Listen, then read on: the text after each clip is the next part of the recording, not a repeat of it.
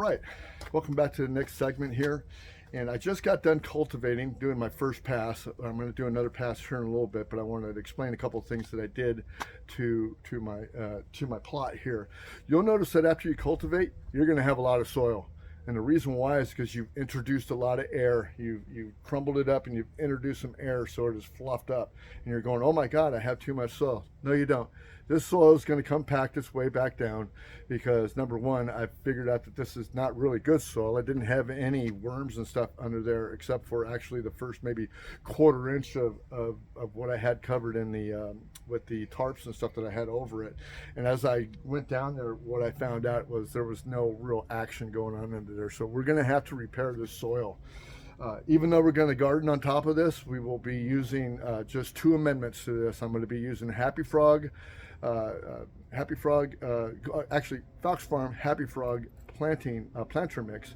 It's usually just used for planters. I love it. I think it works great for garden beds.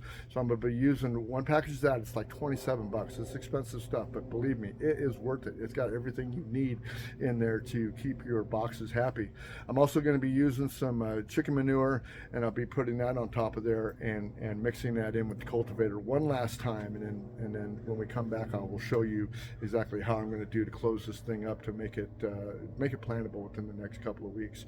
But another thing that I wanted to go by was that don't worry about rocks. I used to be a big proponent of de-rocking your soil, but after doing a couple of times of de-rocking the soil and finding out what it does, it actually creates more maintenance for you in the future than it would if you just left the rocks in. Rocks have a nutrient factor that is great in your soil. I would take out the big ones, of course. You don't want the big ones, and unless you're going to be planting like root plants like carrots and stuff like that can be impeded by rocks and stuff, just go ahead and leave the small rocks in. You're fine. You don't have to do the de-rocking thing. And I'm just gonna use that same advice. Also, take out all that stuff that you found underneath, like old stuff that was like me from 1964 and stuff that was put in by me in the last 12 years that I've had this property. Take all that stuff out. Anything that's impediment, anything that doesn't look organic, take it out of there.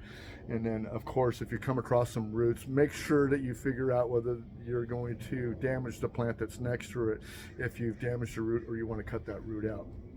Other than that, what I'm going to do is I'm going to level this off one time.